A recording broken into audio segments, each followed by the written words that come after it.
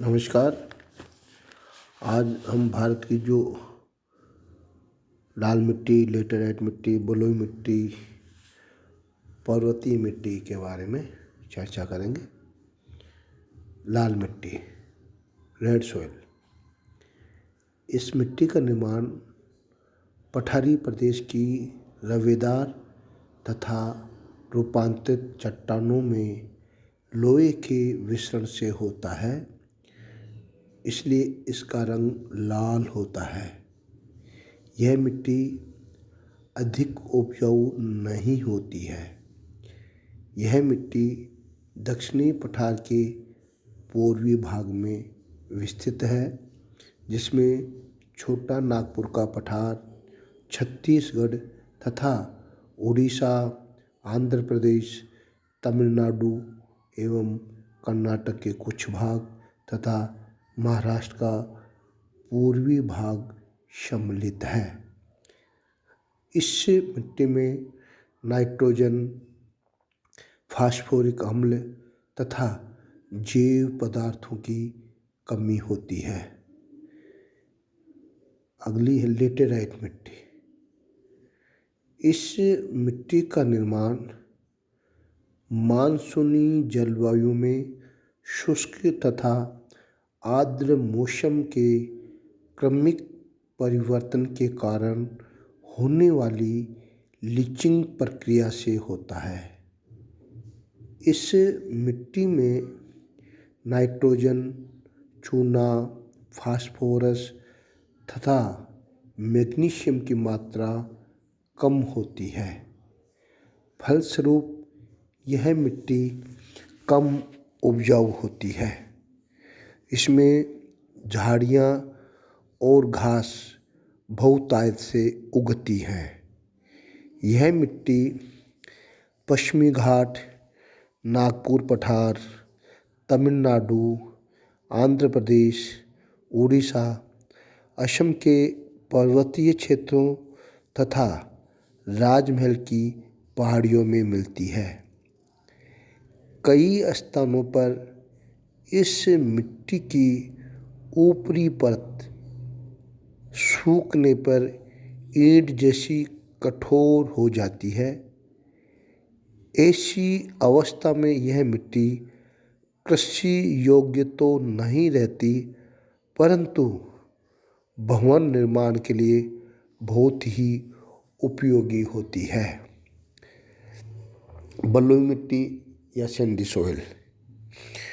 ये मिट्टियाँ देश के उत्तरी पश्चिमी प्रदेशों के शुष्क और अर्ध शुष्क क्षेत्रों में मिलती है।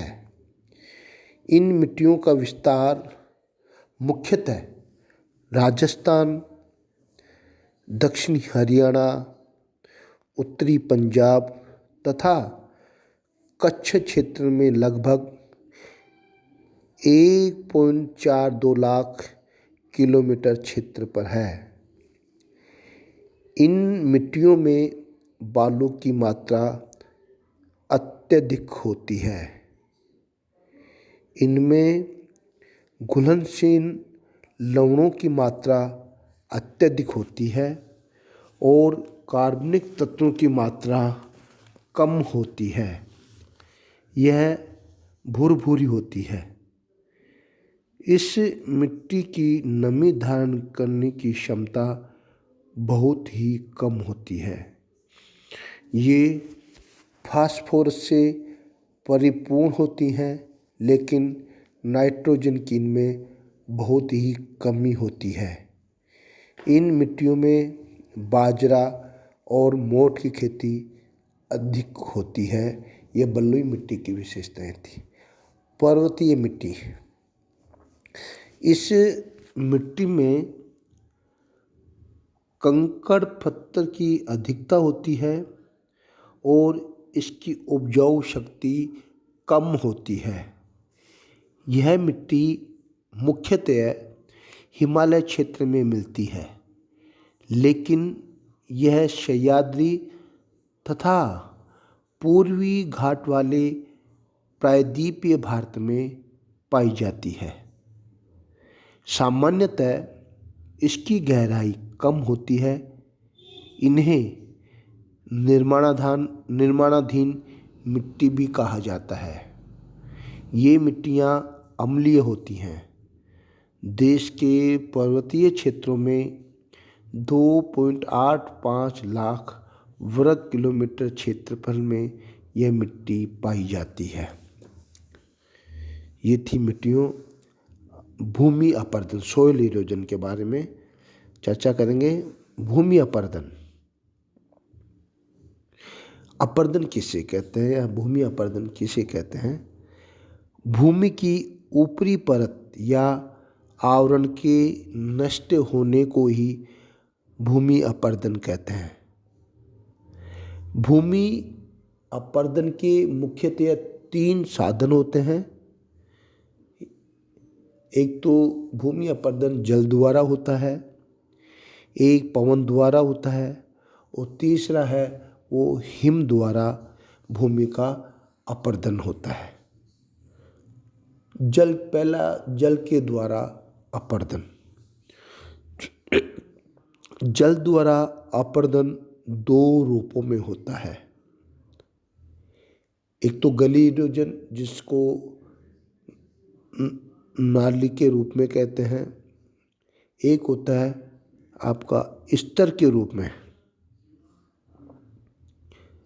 जल द्वारा अपरदन हिमालय की तलहटी के सभी क्षेत्रों, असम, बंगाल, बिहार, झारखंड, तमिलनाडु, महाराष्ट्र, मध्य प्रदेश और छत्तीसगढ़ में हो रहा है।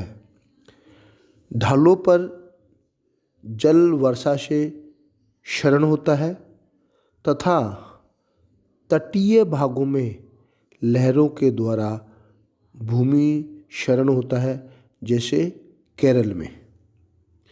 दूसरा, पवन द्वारा भूमि अपरदन।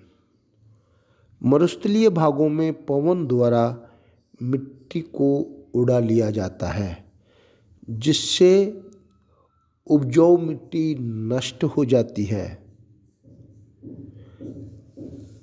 पवन द्वारा अपरदन मुख्य रूप से राजस्थान में ही होता है।